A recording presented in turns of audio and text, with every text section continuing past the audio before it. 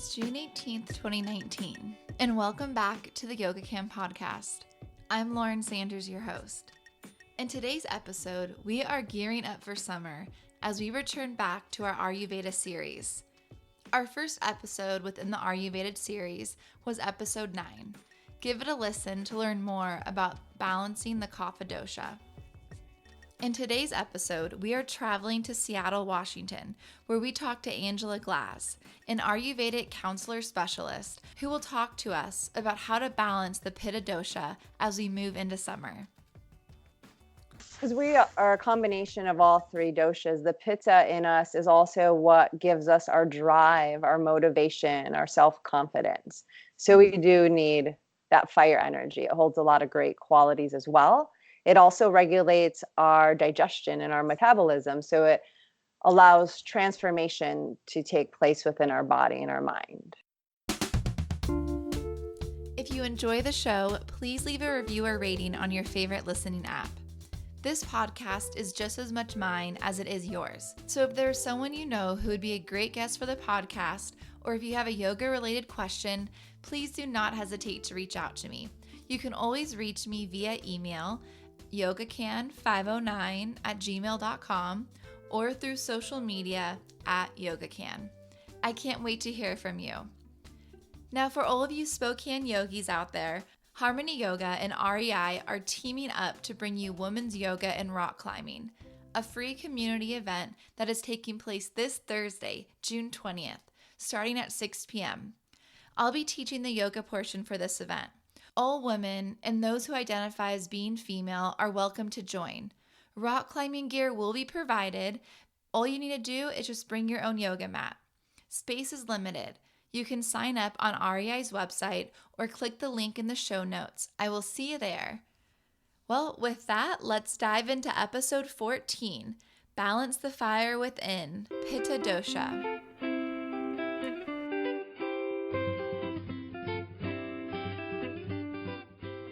Welcome to Yoga Camp Podcast, Angela. Thank you. It is so good to have you. And I like to start off each episode with you, the guest, introducing yourself, saying your full name, where you're from, what you do. Just kind of break the ice a little. Okay. Yeah. My name is Angela Glaz. I am originally from Milwaukee, Wisconsin, but I've been in Seattle for about almost 10 years now. Wow. I am a yoga teacher and an Ayurvedic specialist. So I help people discover their unique body type and then teach them how to take care of it holistically, because we all know not one size fits all. So I help them figure out their recipe, if you will. Where did you get your training? Like your actual yoga training and then the Ayurvedic training? I studied in India for both. Okay. So I was in India in 2009 for my Right. 200, and that's when I was introduced to Aryuveda. Mm-hmm. And then I went back into 2013, 14. I don't remember, but somewhere around there. And I studied for my 500 hour, and then I started studying Aryuveda. And that's when I started really pairing the two and trying to reconnect them. Mm-hmm. And so I studied a lot of Ayurveda between my trips to India just because it blew my mind. So I was reading any book I could find on it. And then I studied Ayurveda more formally through Kerala Aryuveda. They're located in California. Mm-hmm. And they also have like a school in Kerala, India. But it's all Indian teachers, and it's very traditional. Okay. Yeah. Cool. That's awesome. And that's what you're here today, is to help us figure out our recipe when it comes into summer. Could you kind of talk to us about what we're about to come into this summer in regards to the doshas? Yeah. So to start off, Pitta is one of the three Ayurvedic doshas, and it's comprised of the elements of fire and water, and predominantly fire. So those, or I guess not those that are Pitta dominant, but more when we see Pitta dominant in our life, we see more of that fire energy. And if you think of the qualities of fire, it's hot, it's sharp, it's direct.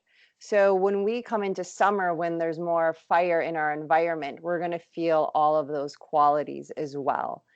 And if we break down these qualities and take a look at them from like an emotional perspective, how we see them in our emotions and also in our body, right? Someone that is experiencing too much pitta can be very firm and direct with their language. Maybe they sound mean. They can feel irritated or angered easily.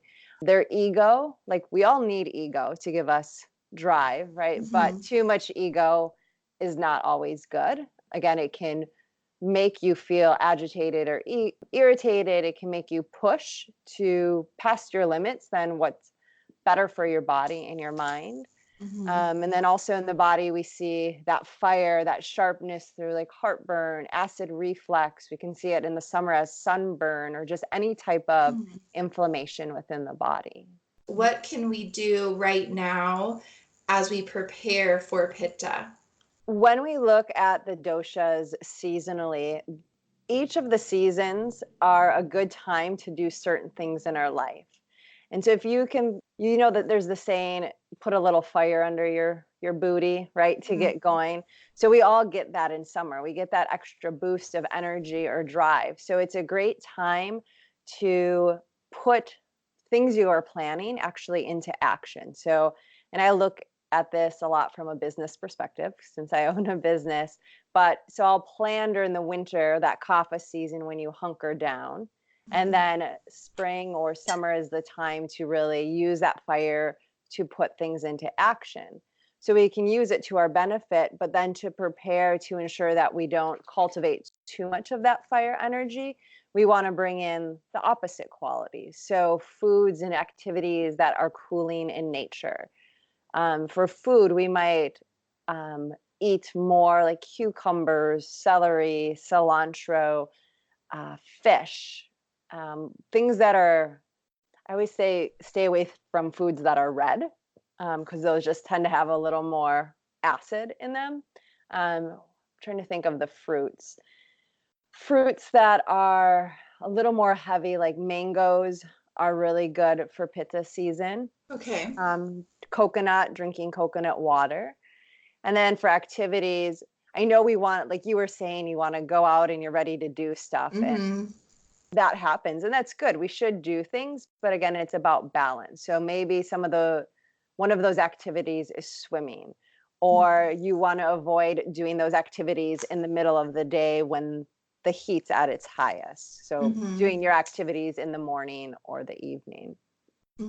Right. Finding that time to kind of create boundaries around the day. Yeah. So you don't overexert yourself. Because like you said, from a business perspective, that is the time to you are energized naturally, like with the summer, you get up earlier. So it is a really good time to start following through on some of those business plans or maybe projects at the house or whatever it is to get that going. And it's kind of goes really well for you because right now you're about to prepare to go more online with your presence with Eka Yoga, right? Yeah. So you're kind of following your own advice actually. Right. And I didn't mean to. It worked out well. Yeah. Could you, for a little moment, explain to us what your Eka Yoga website is going to offer and some offerings that you provide? Yeah. I offer quite a few things, but my favorite is my membership site. So it's a monthly membership site, and it's everything that you need for holistic health through an Ayurvedic lens. So there are yoga classes for the doshas. There are meditation classes for the doshas. I have a recipe section for each of the doshas. There are also how-to guides, Ayurvedic remedies. There's a little section. So if you're like, oh, I've been experiencing heartburn, there's a little section there. There's also information on Ayurvedic supplements. So it's another little guide where you could be like, oh, I've been so foggy in my brain. There's a brain function section. So you can Oh, look at neat. supplements that might help. And then also the membership site offers monthly coaching calls. So we have a private Facebook group, and you can submit your questions ahead of time, and I'll go on live once a month and we'll discuss any issues you're having to the best of my knowledge. And I do have a disclaimer in there, just because not all issues I could answer right away. So some might need to go to an Ayurvedic practitioner, or some I might need to have a one-on-one consultation with you to know more about your body and what's going on before I can actually answer and help. So I'm super excited about that. The site also has a couple online courses. One is Foundations of Ayurveda, and one is Ayurveda and the Chakra System. So that's Ooh. more talking about energetic work. Mm-hmm. And then I also offer in person, I do, it's called Samskara, a yoga and Ayurveda training. So I'm part of some yoga teacher trainings where I teach their Ayurveda portion, or I'll just plant myself in other studios and do anywhere from a 12 to 20 hour immersive course on the sister sciences. Could you explain for the listeners what samskara is and Yeah. how that relates to the dosha? Yeah. So Yeah. samskara just means to flow together. So Okay. yoga and Ayurveda are sister sciences. So they are meant to be practiced together. Okay, Yeah. cool. With your courses that you do online, are they always open? Can anyone get into the course, or is there a time frame, like a Courses, session? the courses are always open, and they Okay. are Yoga Alliance accredited for continuing education if you are a yoga teacher. So, Cool. and then the membership site, since it's so new, I'm still playing around with it. I'm going to be doing, I don't have the date, unfortunately yet, but I'm going to be doing a 5 days of Ayurveda challenge. So helping people incorporate more Ayurveda into their life. And then we'll be doing an official membership site launch. And this will probably happen at the end of July, beginning of August. Okay. But the price after this for the membership site will definitely be going up, because I'm trying to encourage people to come now, and there'll be some bonuses too when you sign up then. But if people are interested, I encourage signing up now while we're kind of still in our beta state before Okay. the price goes up. Before the end of July, early August. Yeah. Okay. Yeah. That sounds great. Okay. What I really liked about you, what I was most attracted to in your offering is how you how you provide classes that are structured around the doshas. So your yoga class specifically is either a pitta balance or a kapha balance or all three dosha balances. Could you talk about what those classes look like, um and then maybe we can go into the pitta season, like some practice that might look which might serve us in the season Yeah, of pitta. Yeah. absolutely. Okay, Um, cool. so I'll start with Vata and Kapha, and then we'll go into the Pitta. Okay. So now Vata is the elements of air and space. And when there's too much of those elements within our body and our mind, we can feel spacey. Or if you think of air as wind, it's this very erratic, moving energy. So when our mind feels like it's all over the place, if we feel anxious or worried, that's excess Vata energy.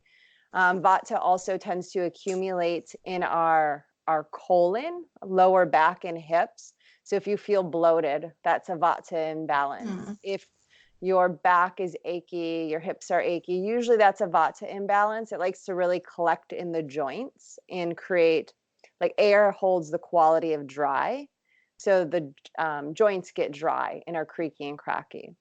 So now our yoga practice to balance Vata is going to bring in the opposite qualities. We want to tame that sporadic or erratic movement of Vata by moving slowly, staying close to the earth. So very grounding postures, and also postures that are going to create heat. because wind also is cold. It holds the qualities of Right. cold and dry.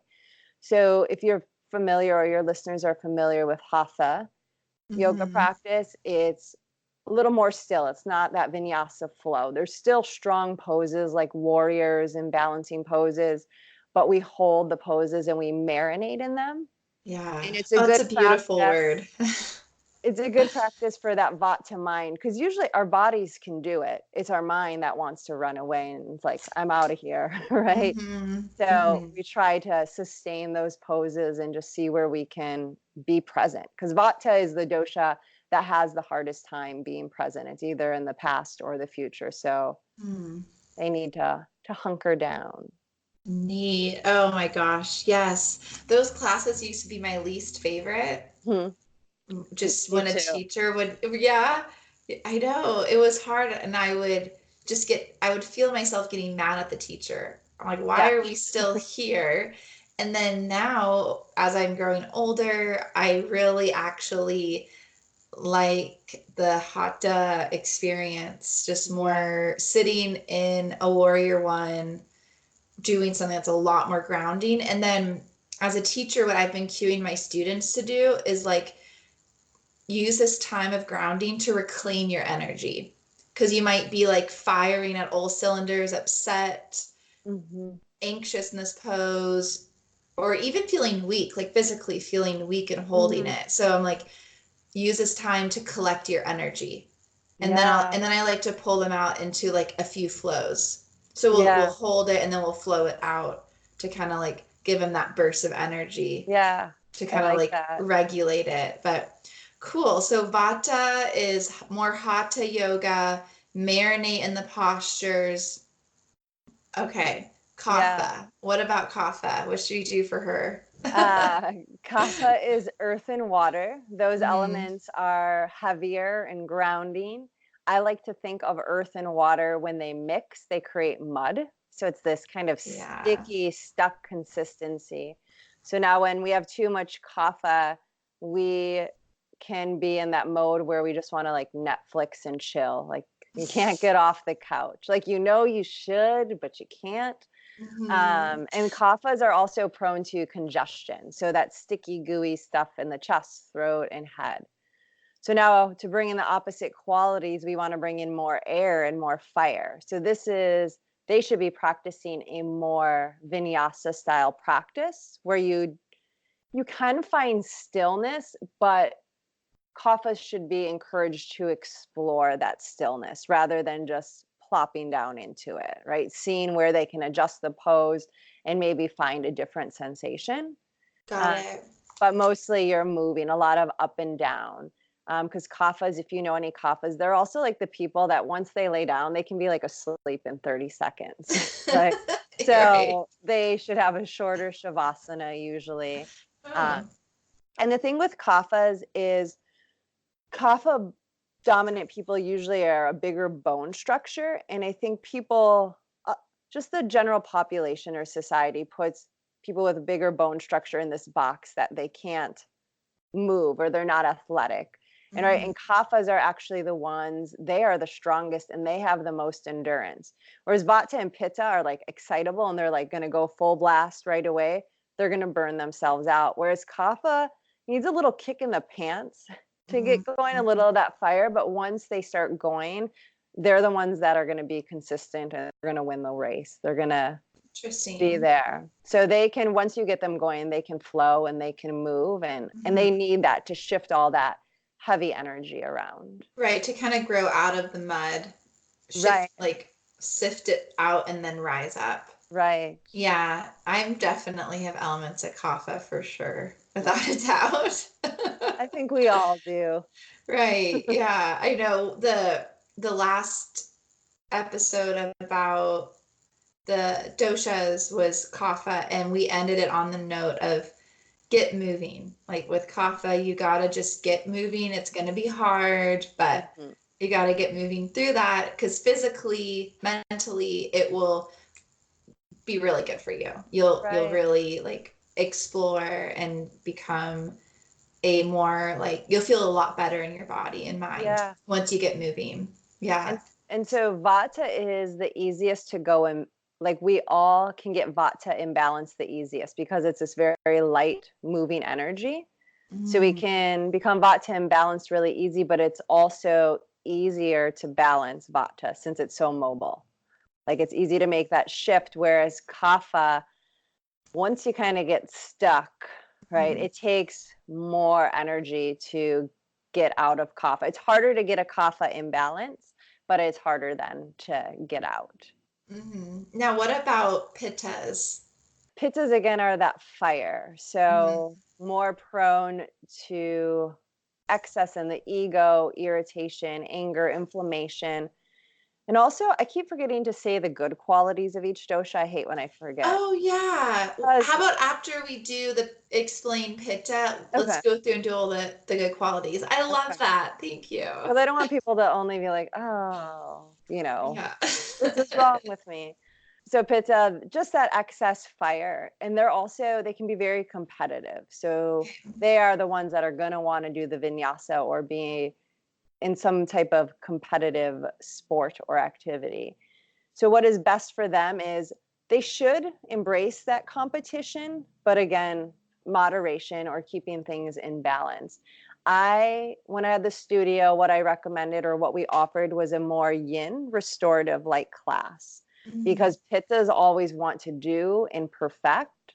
So this is their opportunity because if we do yin or restorative, it's all of these passive postures where they have to actually let go of some of that control and Mhm. just allow themselves to be, right? And then find Nice. they're also, because of the ego, they're not always good at asking for help or support. And so then we have the support of all the props we use in that practice to hold the body and swaddle it like a little baby. Oh yeah. I see that, and it's from a mental like from a mental and also from a nervous system perspective, it's training off that system of stressing, moving, and coming into Mhm. the parasympathetic nervous Yeah, system of like resting. So by practicing those more restorative or yin quality poses for pitta, it will help balance them so that they don't get comfortable living in that state of stress, which can right, fracture into like other really physically and health harming kind of things. So right. to come back to just that restorative practice is pretty crucial to keep that balance with for the health especially. Yeah, and Yeah. especially the society that we live in, like we Hmm. hear the phrase burnout, that is literally too much pitta. Okay. Because pitta is going, going, going, and Hmm. literally burning themselves out and depleting their body. So Oh this yeah. type of practice to integrate it, I mean, again, you can always do other activities, but to have that balance and integrate the practice that connects them to more of the parasympathetic nervous system is super important. Before we explore the positive qualities of the doshas, let's just take a little break. Are you looking for some ways to recharge your batteries this summer? Free your spirit, feed your soul, nurture your tummy at the Eureka Institute's 9th annual Northwest Yoga Feast from July 19th to the 21st in Sagal, Idaho. It's about an hour north from Spokane. Northwest Yoga Feast is a yoga festival that the Yoga Journal has ranked as one of the top 11 yoga festivals in the region. The feast is filled with a beautiful community of yogis, yoga, music, healing, exploration, growth, and very tasty food. The feast means a lot to me because it's the origin of this podcast. Tickets are still available, and the feast offers group discount rates as well. Also, if you're a little tight on cash, the feast is still looking for volunteers. And if you're a yoga teacher and you get a few of your students to sign up for the feast, you get your ticket for free. So round up your yogi friends because you just made plans. Now let's cultivate abundance together at Northwest Yoga Feast this summer, July 19th through the 21st in Sagal, Idaho. Visit their website, nwyogafeast.com, to buy your tickets and follow them on social media at NW Yoga Feast.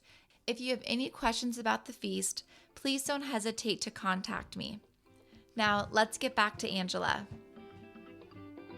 Let's go into the good qualities of the doshas. We'll go backwards. We'll start with Pitta and then we'll go back to Vata. Okay.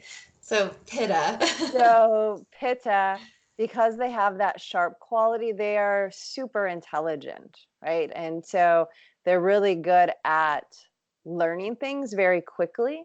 Also, that sharp nature allows them to articulate things very easily and well. So they tend to be good speakers. They tend to be good leaders when balanced. Again, we have someone in charge right now that is like Pitta, Pitta, Pitta imbalanced. That I won't say any names. Right. But think about if they did some restorative poses. Yeah. How it might kind of begin to find a little balance and equilibrium and not so drastic kind of comments or threatening comments. Right. Yeah. Or policies. So we need that Pitta, and Pitta, because we are a combination of all three doshas. The Pitta in us is also what gives us our drive, our motivation, our self-confidence. So we do need that fire energy. It holds a lot of great qualities as well. It also regulates our digestion and our metabolism. So it allows transformation to take place within our body and our mind. Kapha, what are the positive qualities of that, and where does it kind of, like you said, support the body? Yeah. Flow? So Kapha is very grounding. So Kapha makes us feel safe and sturdy. Kapha is actually what lubricates the entire body and nourishes all of the tissues and joints and everything. So that's why in our Vata class, like Vatas have dry joints. We need to bring in that Kapha to nourish that dry quality and just make everything very supple so that we're mobile in our general movement. Kaphas, with their stability and their very like grounding energy, they are also they're known as the lovers of the doshas. They tend to be very loving and compassionate. Kaphas tend to be more the people that are bakers or cooks, right? They want to feed you and they want to take care of you, or they're nurses, or they're yoga teachers, or teachers. You know, they like to care for people, but also what happens is they're so set on caring for other people, sometimes they forget to take care of their own self. They run dry. Right. Oh yeah. Okay. Cool. And then what about our Vata friends? Vatas, because of that moving energy, they are the creators. So they tend to be very excited and joyful in general, happy-go-lucky personality. And they are the people that never run out of ideas. So they can keep creating and creating. They tend to be more like the dancers, the artists, songwriters, just anything that has to do with creation. They could even be business or entrepreneurs because they create this idea. And what happens though when they're not in balance is they have all of these ideas, but if they're lacking that Kapha and Pitta, they're not able to find enough focus or drive to make it a reality. Right. So that Vata is moving, you know, everything's spinning, but nothing's happening. And then we come back to Pitta season, right? We can use that Pitta energy. If you are Vata dominant, you can use summer, that extra fire, to put those things into play. So since we are coming into Pitta, what are some poses we can be doing in the Pitta season? Or is it the restorative yin practice? Yeah. And so if you read different books, David Frawley has a book called Aryuveda. I think it's called Ayurveda, Yoga for Your Type. So he has different ways you can do all of the yoga postures for your dosha. The reason I set it up like this is because I had a studio, so people knew what they were getting into. Like if everybody taught the Pitta class differently, people would be like, what class is this? Right. But you can do really any yoga posture, but in a passive way is the goal. Okay. Not push or force. But I recommend staying close to the earth because the earth is cool. So if you are feeling fiery and irritated, I say come into child's pose is great. It's also going to help you practice pratyahara, which is the withdrawal of the senses.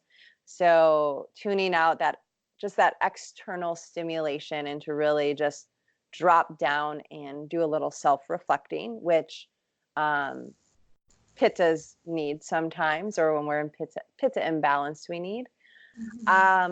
Any forward fold is really good. So if you think in your belly, this is where our digestion is, our digestive fire. And we want to make any forest fires in our belly, that pitta energy, more into a campfire. So when we fold, it's kind of like smothering down some of those flames. Yeah. And just turning inward, Yeah. cooling the fire to get into more of a leaning back campfire experience. Right. Right. Yeah. Okay, that's cool. And what about any kind of pranayama breathing techniques that are good for the pitta season? Yeah. Shitali and Shikari breathing. So one is inhaling through clenched teeth, and I'm sorry, I always get them mixed up, so I don't remember which which one is which. So you can inhale through clenched teeth and then close the mouth, yeah, like a snake, and then exhale through the nose. And usually you feel that coolness. It can irritate some people's teeth if they're sensitive.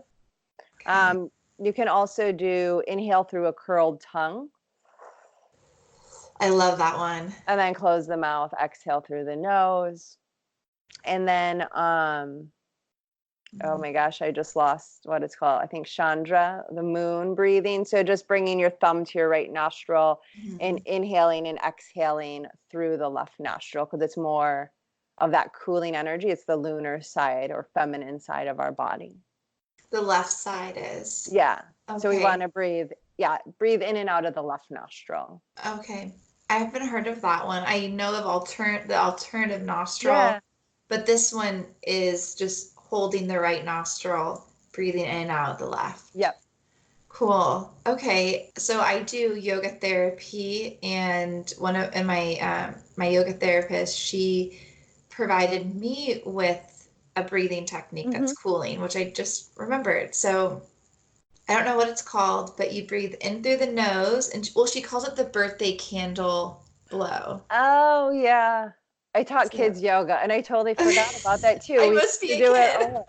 We used to do it all the time.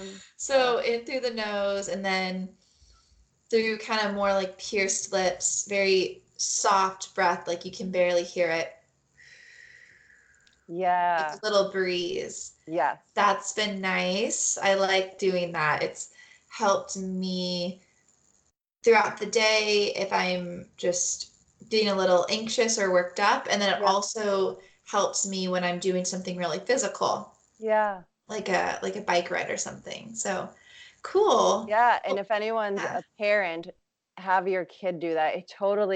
I used to use it all the time as a teacher. And we'd call it the birthday candle because kids, when they get really riled up and excited, right, they're creating that excess heat and maybe irritation. So that's going to help calm them down too and drop into the parasympathetic nervous system. Yeah. Oh, it's Yeah. really nice. It feels, Yeah. I got my husband doing it when we were bike riding, and he noticed that he liked it as well. So Good. kids and husbands or Yeah. partners, it works for everyone. I think that this has been really an informational, really great podcast, like really great information here. So thank you. And I hope the listeners can take away some insight into how they can get ready for summer and live in summer, exist in summer where they don't overexert themselves too much, but at the same time they can just honor their balance and get little tools that they can put into their toolbox so when they start to get a little out of balance, they can come back into center. Because summer is such a great time, and it's like really, it's worth, exploring it and just getting into it. And it Yeah. can be hard though when we have 1,000 things to do to kind of stay present. So Right. yes, I think these tools that you gave us are really helpful. I like to ask my guests two questions. First question is, what does yoga mean to you, Angela? Oh, um, as cliche as it may sound, I think it's just um, both honoring your body and your mind and taking that time to self-reflect or cultivate that self-awareness. I Mhm. think, yeah, it's mostly just the self-awareness piece. I think that's key because it can help us in so many aspects of our life on and off of the mat. Mhm. Yeah. For sure. Yeah. And so, second question, totally different, is one place in Seattle Mhm. that people should visit. Oh, Like it could be a bar, restaurant, hike, something that, but if it's like if it's your own like personal paradise, you don't want anyone to know about it, don't mention it. But if it's somewhere that you want to okay. share, let us know.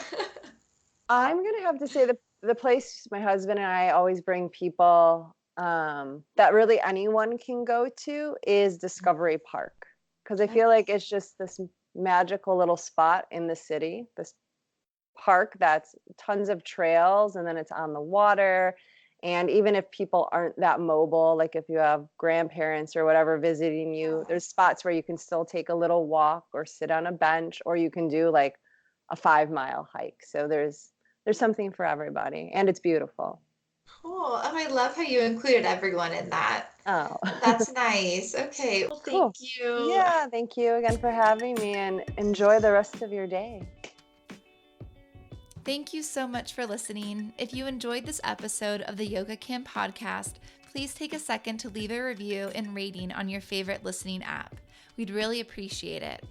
And if you would like to connect to Angela or sign up for any of her online courses, all of her contact information can be found in the show notes. And if you have any questions or comments, please don't hesitate to reach out to me via email, yogacan509@gmail.com, or connect with me on social media @yogacan. Thank you so much for listening. Please continue to show yourself love and compassion, and we will talk very soon. Namaste and Shanti peace to you and your household.